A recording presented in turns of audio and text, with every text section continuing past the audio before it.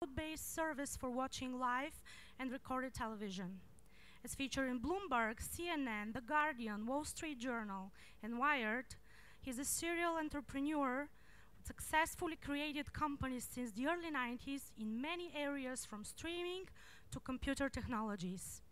Ladies and gentlemen, welcome Mattias Hjelmstedt.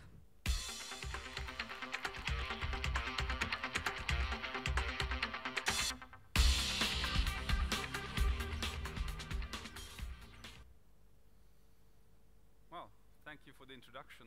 Then I don't really have to do it myself because I always start with that slide.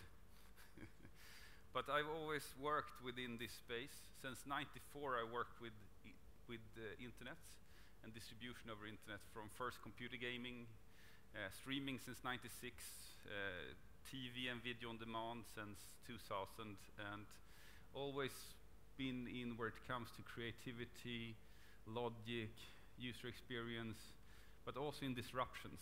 So I was part of when gaming became digital. I was part of when video on demand became digital, and now I'm working with TV, which is the last big media industry that doesn't really become digital yet.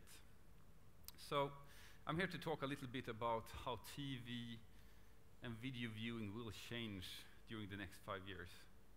And to understand it, you have to look a little bit about the behaviors we have today before you understand what's going to happen tomorrow. One of the things that is very common today in the internet world is too much noise. But it's very, very true when it comes to TV as well. So if you're in US, you have 500 channels on a regular TV subscription. There is even songs about it. There's 500 channels, but there's nothing on. It's not really true, but it's hard to find what's on television.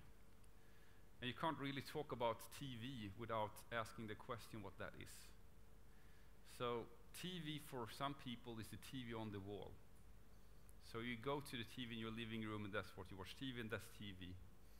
But TV is a much bigger expression than that. So if I'm watching Game of Thrones on my pad, a year after it was on television, is it still TV? Or is it video on demand, or what is it? So it's a confusion with words. But TVs in general, it's actually the wording is television, watching from afar, which is as soon as you watch on a big screen or a small screen content, it's per se television. So the last 5 years or 10 years we've been hearing that the cable business is finally really getting killed by the internet. And I read articles yesterday saying the same thing, that the world is so scared of what's happening that they're trying to hold into it with claws and not letting the new services come out. You can't talk about television without talking about YouTube. Everybody says YouTube is becoming like traditional TV, but in ways it is. It's actually today a talent pool for television. So when something becomes really, really big on YouTube, it's usually picked up and into television. It's worth paying for. Today the revenues for bigger channels on YouTube is marginal compared to a channel on television. Video on demand. So the last 5 years everything has been video on demand. 2005 I founded a company called Vodler in Sweden that grew quite big and was one of the pioneers in the video on demand space. And you kind of learn in the video on demand space that you are in a TV world, because still most people jump to video on demand after they were on television. And you have to grow into a space and try to achieve users from another behavior, which is really, really hard to do from time to time. Netflix seems to be going great. I will come back to Netflix in the future of this presentation. So who will be the master of the living room the next 5 years? So let's follow the money. And this one is usually a surprise for most people. 2/3 of all the media spending in Europe, which is closing into $100 billion yearly, is paying for TV, paying for cable subscription or paying for satellite subscriptions. 2/3. And for anyone that's been in this space and has a music subscription for a Spotify service, That green line there, that's digital music. Just to understand how big the revenues are for television. Movies, games, cinema, television, video on demand, all of those others are incorporated in the non-orange bar. So why do people actually pay for this? Today you have a vast availability of range when it comes to content. Importantly enough, it's all in one place, so it's aggregated. The world is getting extremely fragmented. You're getting 10 apps for similar things, but you have to use all 10 apps. You have everything all over the place. But television, you have all the channels in one place. So you sit down and you passively watch what's on television. And it actually pulls in more user numbers and more viewing time than any other thing on the planet. In US, a household watches 6 to 8 hours of television per day. In Europe, the average is 3 to 4 hours. Video on demand still is about 15 to 20 minutes per household. Just to understand how big television still is in this world. As I said, live beats out video on demand by a mile still. But it's changing. Every year, video on demand, if you talk about something that's aired, is growing in figures. And when will those cross passes? That's the interesting thing looking forward. So quality of content has gone up and will continue to do so. If you just look at the last 5 years of television, you have Mad Men, Game of Thrones, Walking Dead, Desperate Housewives, if that is a good show, I don't know, but all of these things drag more people to viewing than ever before. So content really is better than ever on television. Value chain is growing in revenues. I'll just talk about Madin for 2 seconds, what we do. We're a new and modern version of a pay TV operation, but we use the cloud to do so. Think about it as a cable operation in the cloud. And distribution is what we do, and when you distribute television online, it actually changes everything when it comes to television. So there's really no need for a Spotify moment in television. And what do I mean by that? So if you look at all major distribution forms that has to do with media, they've all been about physical media. So in music, you had to go out and buy CDs or order them home. In movies or films, you had to go and buy the DVD or rent it. In books, you have to buy the book. In games, you had to go out and buy the games. So all disruption happened had to do with a really new distribution form and a new way of paying for it. Television is in your home already. So you already sit there and watch television at home. So the distribution form is more about freedom than getting into your home, which the other, what's happening in all the other spaces. That's why the revenues are intact in the TV industry, but they haven't been in the other industries. So if consumer loves TV content more than ever, what's the problem? And when we've gone out and asked people, we tend to get these responses. I'll play 2 videos.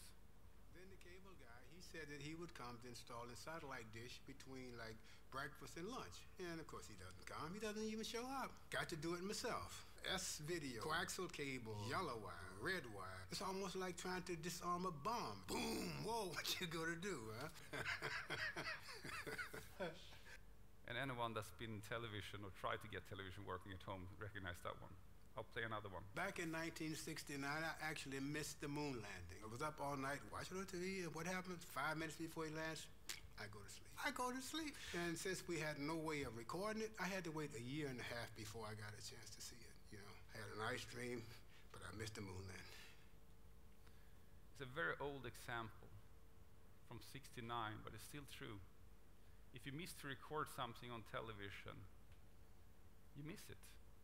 And you have to change your behavior to see it afterwards, going online, different apps, all of these crazy things.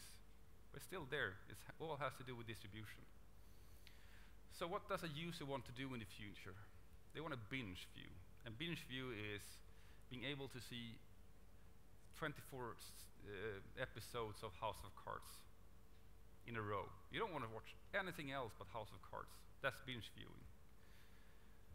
Users sometimes want to follow, and that's a big part that is missed when you talk about video on demand and everything at one place. One of the things that builds TV and makes it big is that you build in cliffhangers at the end of a show to get people to come back the week after. This is important. Users want to be their own master. So today we're enforcing the user with a setup box and forced signals. And that's not really how the user want to consume television in the future. You don't want to be stuck in time. I mean, what year is that? Imagine coming home 15 minutes late for the thing you really wanted to see. You can't watch it from the beginning. It's just crazy. There's no other industry where you're stuck like that. And you really want to access it on any device. So if I'm here tonight and I wanted to watch a show and I don't have a TV but I have a phone, I should be able to view television that way. It's actually not how you are consuming it today. And TV is very local. And this is, again, a very important point. You talk about the dragons of this world, like a Netflix. And the problem is that they produce global content. They don't produce local content. But the biggest things on TV are always local. So, for a fact, for instance, in a country like UK, one of the biggest shows is X Factor for UK. It's not X Factor for the world. And one episode has more viewer than the adventure movie has in cinemas. One episode. Just to understand the massive scale of local television. So video on demand will over time have a very hard time replacing regular television because of the fact. And that is local broadcasters not let it happen. So if you take a company like RTL or ProSieben in Germany, two of the largest broadcasters in Europe, each one of them locally has more revenues than Netflix has globally. So it's extremely hard to compete from a global level on a local market. And you will not have local produced content if you only have global companies. So everybody would be stuck watching American TV in that case. So better content than ever, we have a growing value chain, and we have a change in consumption. So what's the problem? Coming back to it again, disruption will happen in distribution. You have to be able to consume television the way you consume all other medias. And it needs to be designed by the viewer.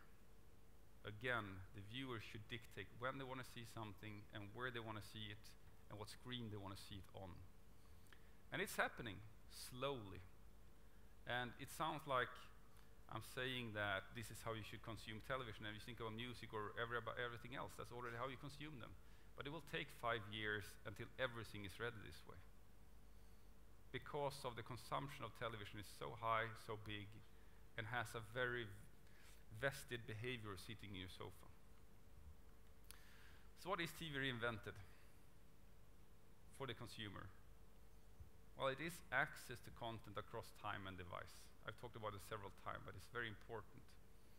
We see that the usage of a system like this, when it's like Madden, when it's available on all devices, really takes away from the television, increases viewing time. The viewing time in this platform that we have is as high or even higher than television, but on all devices. And users don't care about time. If something airs on television tonight that's been pre-recorded, I don't care if I watch it tonight or I watch it tomorrow, I just want to see it. So you want to be able to watch on demand or live on any device. You want to be able to binge view or go linear. And one of the big shifts that will happen in the next coming 5 years is that you'll be able to watch, let's say, a Game of Thrones live. And for the few people that haven't seen it before, but stumble upon it on television, and wants to see it from the beginning because they went into the 5th season, they should be able to do it in one interface. So when you click on it and view it on live television, with just a flick of your finger, you should be able to go back to the first episode and then watch it all the way up to live television. This will happen. And broadcasters will continue to be important by the reason I just told you. And you have to work with the rights they have. So you have to enable the rights that exists and work with those rights over time with them in the countries they're in. And you have to aggregate them like in the old world. Everything in one place, otherwise everybody else gets fewer viewers. This will add more money into the value chain. So basically, amplify what works today for tomorrow for the consumer. Thank you.